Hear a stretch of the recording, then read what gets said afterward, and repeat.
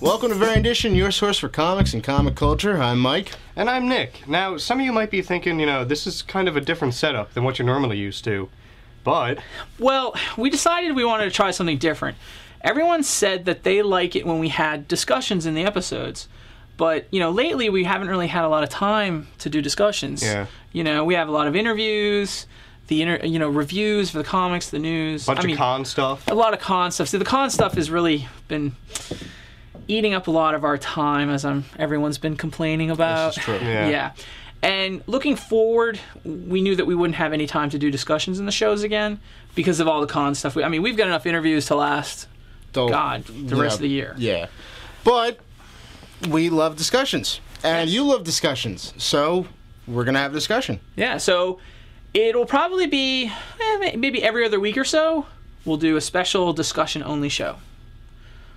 Topics that you care about, topics that you don't care about. You can, suggest things online. We'll take a look at them. If we think it's worth talking about, we'll talk it. If we think it's mentionable, then we'll mention it. Either way, we'll... And even if it's not worth mentioning, maybe we'll just say, we're not talking about that. That's true. Yeah, because, our fans love to hate us. This is true. So we're going to start to love to hate our fans.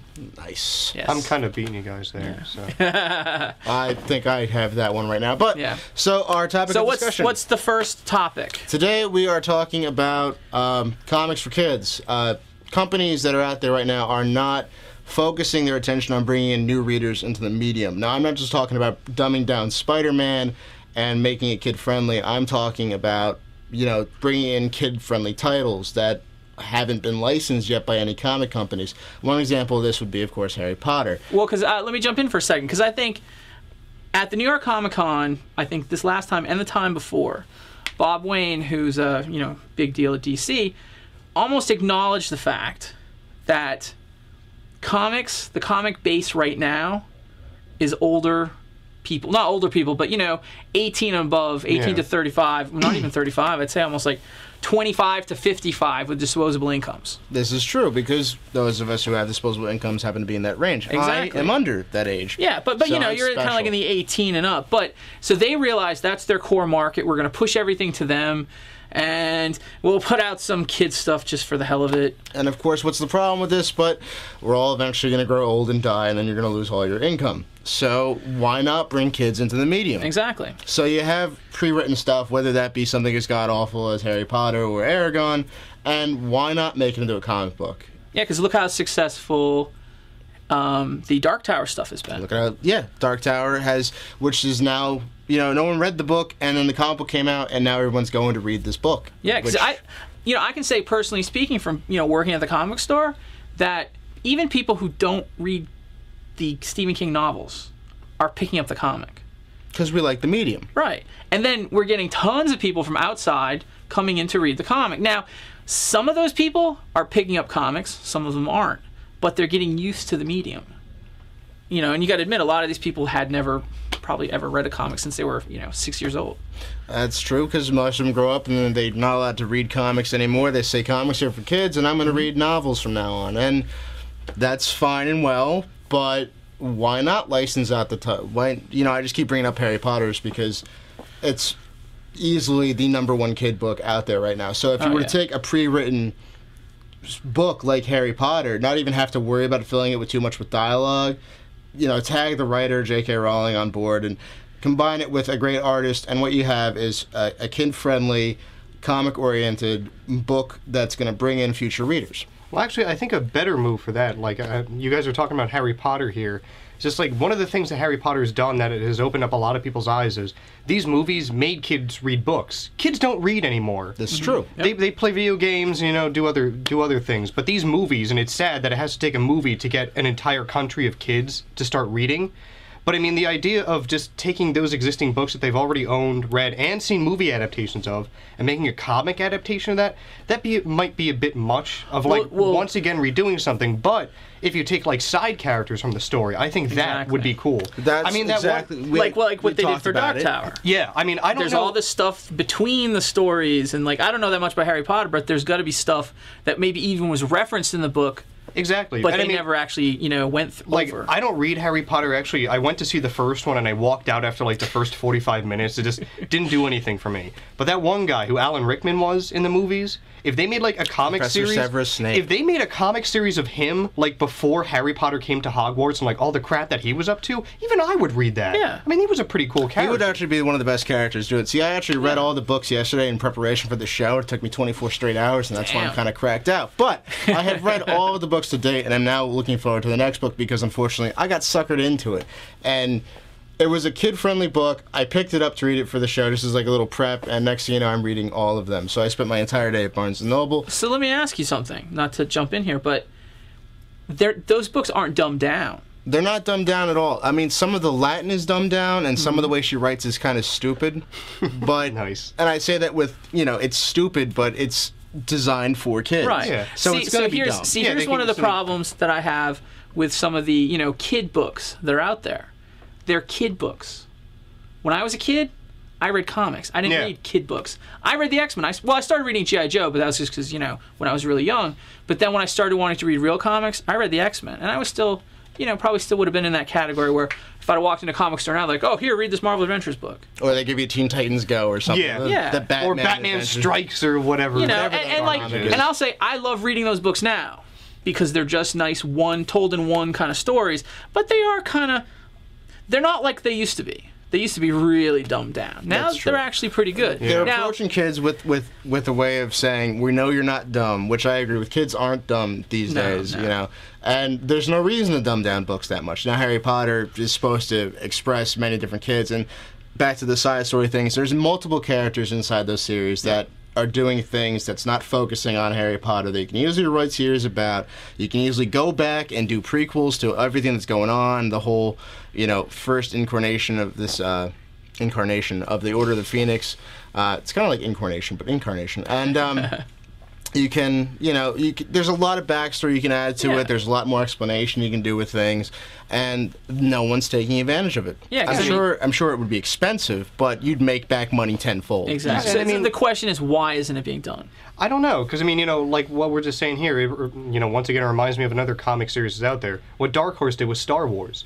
There's a billion Yep, different exactly. variations. Like, hey, remember that one Ewok who was over there throwing rocks at the stormtrooper? Well, Let's he's do a got a story wife. about him. He's got a wife and kids. So let's Yeah. talk about that. I mean, you could do that with pretty much anything that's out there. I must have missed that Dark Horse comic somewhere along the I'm way. not. No. I think that's the one they chose not to do. Lucas is like, yeah, we're not going to have him in the movies. And yet, ever again." strangely, they allowed a white Vader. But that's besides the point, and I digress. We're Yeah. talking about kids, and Wait, was that like the white chocolate Vader? yeah, the white chocolate Vader. That's right. So you've got titles out there like Teen Titans Go that it spawned that comic. I think spawned from the From the cartoon series. Yeah. And like I said before, I actually enjoy reading some of those, which is kind of relates to a problem I have with some of the mainstream comics.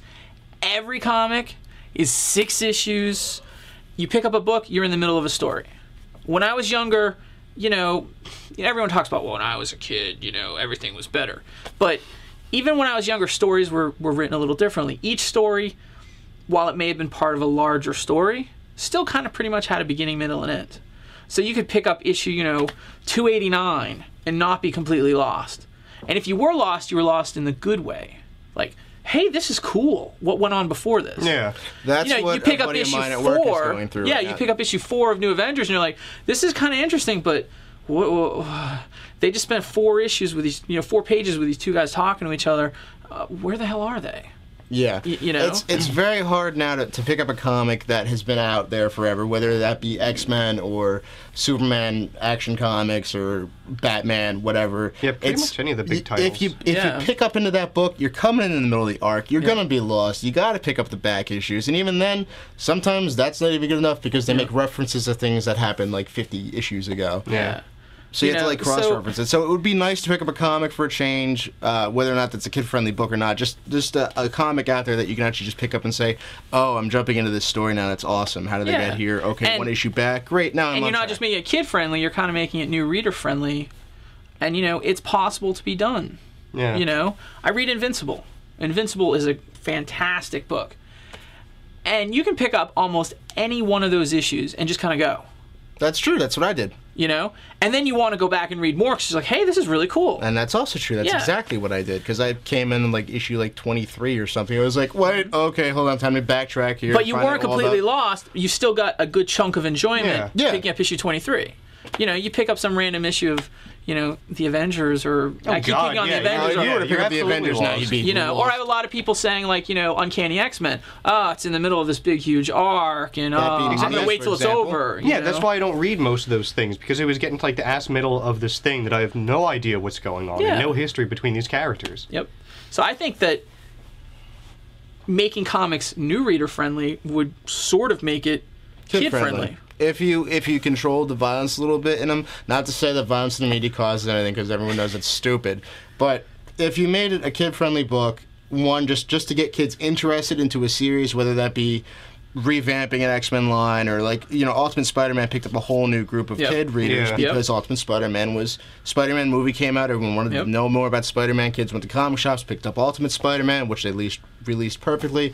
Those kids mistreated those number ones, and now there's so few of them, which is why I can't get my hands on one. But they didn't dumb it down. But they didn't dumb it down. It no. was still Spider-Man, but they revamped him for a new generation. I think Yeah. a lot more comics have to do that. yeah. It's not as bad as the Batman on the animated Oh series. no. Now you read before we shot tonight. You read the Free Comic Book Day of Spider-Man. I did, and that is a kid-friendly book. But And is it a dumbed down book? It's not dumbed down at all. I enjoyed it immensely, and I'm not dumb. So it's not dumbed down. As I paused there, it's not dumbed down.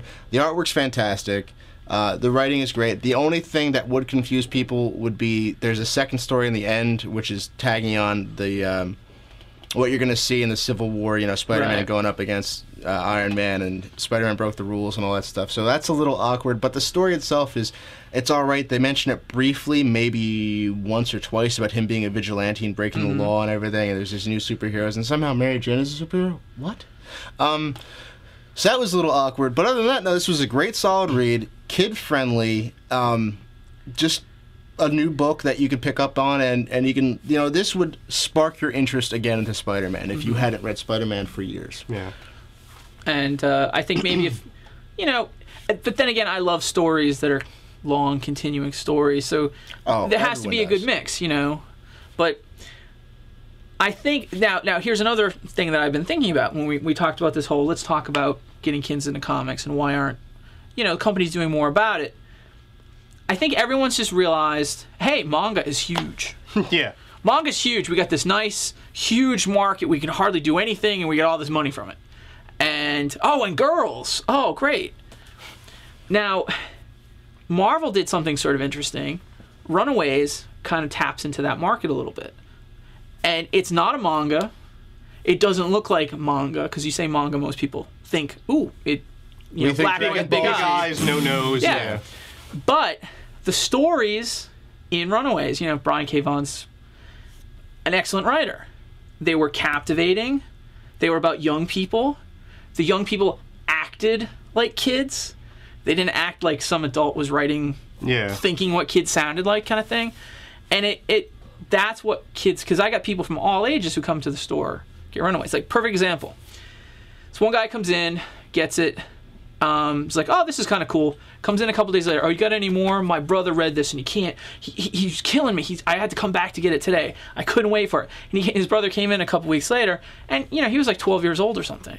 And it was like, you know, the greatest thing in the world was And this there we Runaways go, comic. is a new reader See? right there. Exactly. And it's they basically, the kids aren't portrayed as stupid, you know, but there's still serious issues going on. Yeah. You know, maybe it isn't directly marketed for kids, but it's actually really, I recommend it to a lot of kids. And you bringing up that title brings up like another good point. You know, we're talking about what companies have already done to try to make like kid-like comics. What do? They do like Spider-Man Power Pack, Yep. Batman comics based off the cartoon. That's good and all, but what about like some new characters for Yeah. that kind of age group? I mean, Yep. that's a really good example. There's so much Exactly, that you Runaways, can do yeah. to stuff like to do kind of like fantasy or just like an odd quirky kind of superhero kind Yep. of. You don't have to keep revamping characters. Granted, Yep. you can if kids want to get into Spider-Man, but they don't want to go like gung-ho into it. So you get the Power Pack, whatever. Yeah. But I mean, there's a bunch of untapped potential out there. Yeah, for and I this. think, actually, you just mentioned something that made me think of something. I think what happens a lot of the time is the people writing the books now think back to what they liked when they were kids. And unfortunately, the kids nowadays Don't like that. are nothing like, Yeah.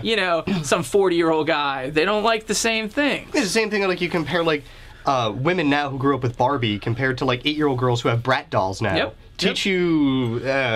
Yeah, so... But cell phones are important, and everybody should have one when they're 12. And it's all about how you look, ladies. Remember that. Yeah. But getting back to the manga thing, just briefly, it seems like, oh, let's just, try to make things look like manga and the kids will like it. But Runaway's a perfect example. It's not, doesn't look like manga.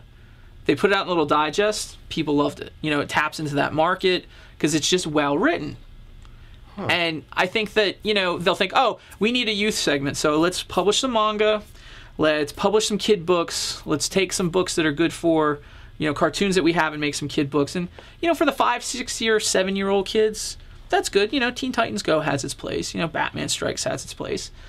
But the 8, 9, 10-year-olds, the ones that are actually going to continue buying comics when they have whatever money their parents give them, those are the people that you kind of have to capture, 12, 13-year-olds. Which brought me to, I mentioned this to you before, there's Marvel, and Marvel has their line, and that's all great. And then they did Marvel Max, which clearly focuses on more adult readers, people who want to see more violence, more nudity, whatever it may be, more serious topics. That's what Marvel Max is about. What's preventing Marvel from doing a Marvel kid-friendly line? Whether that be Marvel Kids, which is just a really bad name, or something, like Because Little Marvel Adventures is like... Little Marvels. Little Marvels would be fun. Well, but Marvel Adventures... Kind of stupid, but fun. They have that to be kid-friendly down to the 5, 6, 7-year-olds, but they're also expecting that to cover up into the teens.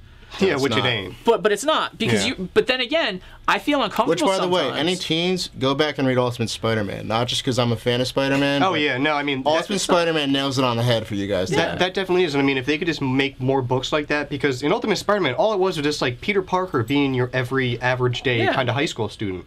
I mean, you could relate to that. What was odd about that, what made that book kind of stick, I think, was that the original Amazing Spider-Man and Amazing Stories, Peter Parker was a nerd who grows up into this teacher-type character, The new Ultimate Spider-Man, Peter Parker, he isn't a nerd per se, but he's kind of a loner. Yep. He doesn't have very many friends. He's got a small selection clique. Well, no, I mean, he is a nerd, but he's not wearing, like, a cardigan and big glasses. Yeah. There's no sweater vest involved. It's like the definition of nerd has changed. And he's more identifiable with, like, what? There's going to be one kid who's a total outsider who might be the high pants wearing, really smart kid. Yeah. But there's going to be more kids who might feel socially alienated, not so popular, so they made him not as severe. Yeah.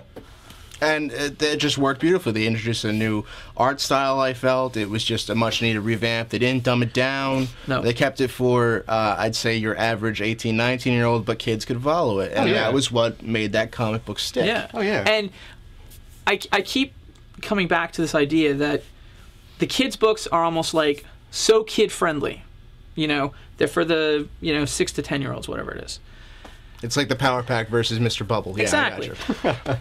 But I'll have a parent come in, and they're, they've got kids that are like, 12, 13 years old, and they love Batman. Loves Batman. Because he's the deal. Right. But you don't want to give a kid... I can't give the kid Batman. Can't give the kid Detective Comics. I So would. the only thing, and then some parents, Well, you're but mean. yeah, but some parents are real hardcore about there can't be any violence. It has to be acceptable. Yeah, I mean, you can't There can't be any violence when you're talking about Batman. Well, no, but I mean, it has to be acceptable violence. Okay. And Sort of acceptable so level. I'm stuck with the two extremes. violence. I've got the book written for adults, and I've got the book written for little kids. There's nothing that is well written that sort of fills the all ages gap.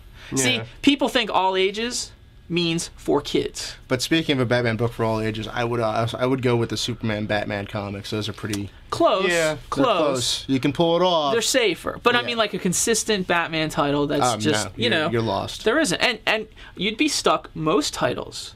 Oh, this story was really great all ages. And then the next story, oh yeah, the subject matter is a little too intense for like the younger. Poison Ivy's a bit too much of a slut in this one. Yeah. Yeah, you know what I mean? So I think that might be what we're looking at. Something that's all ages doesn't necessarily mean a kiddie book. And right now there's like the two extremes. Gotcha. Older generation, little kids. But we need that nice middle ground is what we're looking for. Yeah. Now, speaking of middle ground, we'll have, Lewis, because he's a little... He's a little ground. He's a little littler. we'll have. I'm gonna pop out for a second. Have Lewis pop in for a few minutes, and see if he has anything to add to the discussion. All right, so we've been talking about making comics more appealing to kids, and we figured, Lewis is like the closest thing we have to a kid here, so it'd be good for him to throw in his 2 cents. So, Lewis, what is your take on this topic? My take is like not only like new reader friendly, like you guys are thinking about kids and stuff, but I would say too to like even people our ages, like teens, 20s, who don't have like sometimes you have to bend your imagination a lot to deal with what goes on in a certain universe like that, especially the Marvel and DC universe when certain people die and come back to life, and how do you explain that away? And then sometimes there's like people would prefer like more real life, like real true to life books. Like I would say like when I started reading Y: The Last Man, like we were just talking about Brian K. Vaughan, that book from the first volume I flew through to the 7th volume in like 2 weeks, and it's just the topics and the realism between politics, religion, just and sexuality, just everything in that book I loved because it was more realistic. It's more believable, and it's just more. It's easier to relate to because it's more real to life. Yeah, because it doesn't involve some giant guy coming to eat your planet or anything. Exactly. So you're saying they want something more fact-based instead of, say, I don't know, the Cosmic Cube? Yeah. I mean, I absolutely understand. It's why we liked Ultimate Spider-Man so much. Yeah. Because you could relate. It humanized the character. That was always important with Peter Parker and Spider-Man. You always needed to have a humanizing aspect to it. So I'd have to agree with you that if you wanted to get... I'm not going to say, like, if you wanted to go, like, pro-military here, you could write a comic book, G.I. Joe, but have it deal with what's actually going on right now as far as the war on terrorism, which would never happen, but in case it that'd did... That'd be like a 2-issue series. Yeah. Be like, we're here for the weapons of mass destruction. Oh, we can find them. Okay. But yeah, no. I'm sure Snake Eyes could though. That's besides the point. So you want to see it more fact-based into our world. Yeah. See, which is why Kevin was saying before, most kids like Batman, 12 to 13-year-olds. It's because Batman doesn't go out into space to fight his villains. He goes on the streets. Well, there was at one time. That's not the point, but I'm just saying Batman is just like, he's a vigilante. It involves people and places and mobsters and money and guns. It's not like, this space rock that's going to damage me or something. Like, I don't know. That's what kids like, and that's why they like Batman. And I think it also comes to, like, believability, too. Like, with those characters, Batman's never going to die, and how, Spider-Man's going to get out of this situation by, this issue. So, nothing's actually really permanent unless, like, something drastic is really going to happen. But, like, when it comes to, like I said, books like Y: The Last Man, which has a planned ending, it's going to end. There will be an answer to the massive storylines that's been going on for, like, 4 or 5 years plus.